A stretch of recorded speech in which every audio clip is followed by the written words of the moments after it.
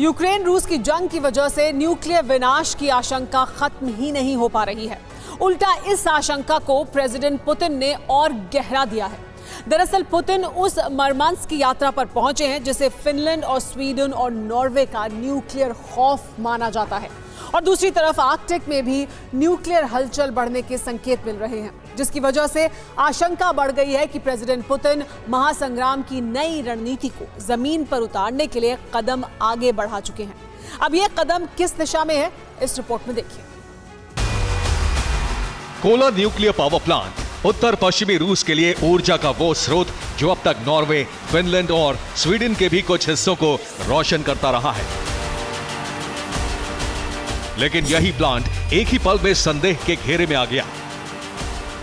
20 जुलाई 2023 खाली हुआ क्रेमलिन, नए मिशन पर पुतिन। यह उत्तर पश्चिमी रूस का मुख्य शहर मरमंस्क है। प्रेसिडेंट पुतिन के नए मिशन का पहला पड़ाव यही शहर है। विनाशकारी जंग के भविष्य की रणनीति के लिए क्रेमलिन ने इसी ठिकाने को केंद्र बनाया है। आपने जो सुना वो बिल्कुल सही सुना। मॉस्को से करीब 2000 किलोमीटर दूर मरमंस्क की जगह है जिसे पुतिन ने अगले विनाशक कदम के लिए चुना है। और इस कदम को उठाने में पुतिन ने देरी भी नहीं की। वो 20 जुलाई को मॉस्को से इसी शहर के लिए रवाना हुए थे।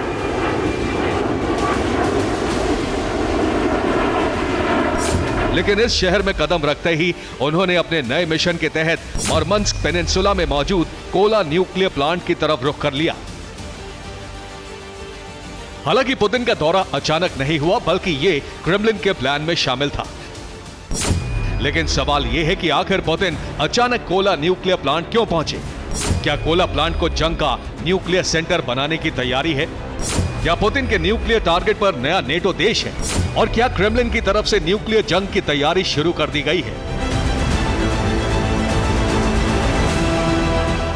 सवाल पुतिन के कोला न्यूक्लियर प्लांट दौरे पर नहीं है, बल्कि इस दौरे के भविष्य से जुड़ा है। ऐसा इसलिए क्योंकि प्रेसिडेंट पुतिन का दौरा आने वाले दिनों की एक रणनीति की तरफ इशारा कर रहा है।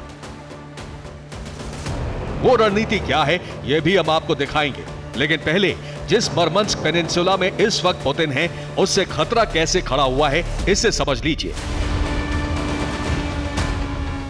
मरमंस्क पेनिनसुला के पूर्वी हिस्से में कोला न्यूक्लियर पावर प्लांट है, जिसके पश्चिमी हिस्से में नेटो देश फिनलैंड है और उत्तर में नॉर्वे की सीमा। इसलिए खतरा फिनलैंड और नॉर्वे पर ज्यादा मंडरा रहा है। वहीं संकट में नेटो की सदस्यता के लिए अर्जी लगाने वाले स्वीडन पर भी कम संकट नहीं है। और ऐसा इसलिए क्योंकि पुतिन का यह दौरा खतरे का सायरन है। कोला प्लांट में प्रेसिडेंट पुतिन के पहुंचने के कई मतलब है, लेकिन इसमें जो सबसे ज्यादा प्रभावी है वो प्लांट को न्यूक्लियर हथियारों का सेंटर बनाना हो सकता है। इसका मतलब है कि न्यूक्लियर सेंटर का दायरा बड़ा हो रहा है। लेकिन ये सिर्फ एक अनुमान है, क्योंकि इससे पहले भी कोला न्यूक्लियर पावर प्लांट को विध्वंसक हथियारों के डिपो के तौर पर प्रचारित किया जा चुका है। इसलिए पुतिन के दौरे का कनेक्शन न्यूक्लियर जंग की तैयारी से जोड़ा जा रहा है। लेकिन आप क्रेमलिन की न्यूक्लियर तैयारी का एक और हिस्सा जानेंगे तो चौंक जाएंगे। यह हिस्सा है अंडर वाटर न्यूक्लियर प्लांट। आपने बिल्कुल सही सुना, और यह प्लांट आर्कटिक में बनाया जा रहा है। दावा है कि इस प्लांट के लिए सेंट पीटर्सबर्ग का इंजीनियरिंग ब्यूरो काम कर रहा है और इसी अंडर वाटर न्यूक्लियर प्लांट का कोला न्यूक्लियर सेंटर से गहरा लिंक होगा। दावा है कि जो कोला न्यूक्लियर प्लांट न्यूक्लियर हथियार निर्माण और स्टोरेज के लिए बदनाम है, उससे रूस को नुकसान पहुंचाने और दुश्मनों से बचाने के लिए रूस की आर्कटिक सागर वाले द्वीप के बनाए जा रहे अंडर वाटर न्यूक्लियर प्लांट में तैनात किया जाएगा। हालांकि रूस को भविष्य में अंडर वाटर न्यूक्लियर प्लांट के रूप में एक बड़ी कामयाबी मिल सकती है, क्योंकि यह अपने आप में एक अनोखी तकनीक वाला प्लांट भी होगा। दावे के तहत आर्कटिक सागर के 400 मीटर नीचे रूस एक न्यूक्लियर प्लांट स्थापित कर रहा है।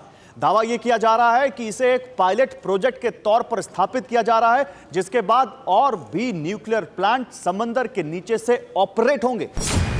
लेकिन इस प्लांट का इस्तेमाल रूस कैसे करेगा, ये भविष्य बताएगा। जाहिर तौर पर जंग के बीच प्रेसिडेंट पुतिन का मरमंस्क पहुंचना न्यूक्लियर तैयारी का संकेत है, जिसे अंडर वाटर न्यूक्लियर प्लांट ने और ज्यादा गहरा दिया है। फिर भी रूस इस प्लांट को एक परियोजना के तौर पर दिखाने की पूरी कोशिश कर रहा है।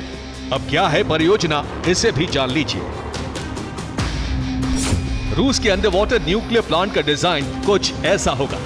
ये एक सबमर्सिबल मॉड्यूल है जिसमें 20 मेगावाट की क्षमता वाली 2 न्यूक्लियर यूनिट होंगी और वो 400 मीटर गहराई तक गोता लगाने में सक्षम होंगी। इन यूनिट्स को ड्रम जैसे आकार में न्यूक्लियर सबमरीन डिजाइन दिया जाएगा जो रिक्टर तकनीक से बिजली उत्पादन करेंगी और इससे मिलने वाली बिजली आर्कटिक को रोशन करेगी। लेकिन इस मॉड्यूल पर सवाल तब खड़े होते हैं जब इनके रखरखाव की जिम्मेदारी खुद रूस लेता है। यानी रूस IAEA के नियम और जरूरतों को पूरा करता है, लेकिन इसे IAEA से पूरी तरह अलग रखा जाएगा, जो पुतिन के इरादों पर संदेह का कारण है। तो क्या पुतिन मरमंस्क सिर्फ आर्कटिक वाले प्रोजेक्ट को जमीन पर उतारने पहुंचे हैं? क्या अगला एक्शन न्यूक्लियर होगा या आर्कटिक तबाही का मुहाना होगा? Bureau report, TV9 Bharatvarsh.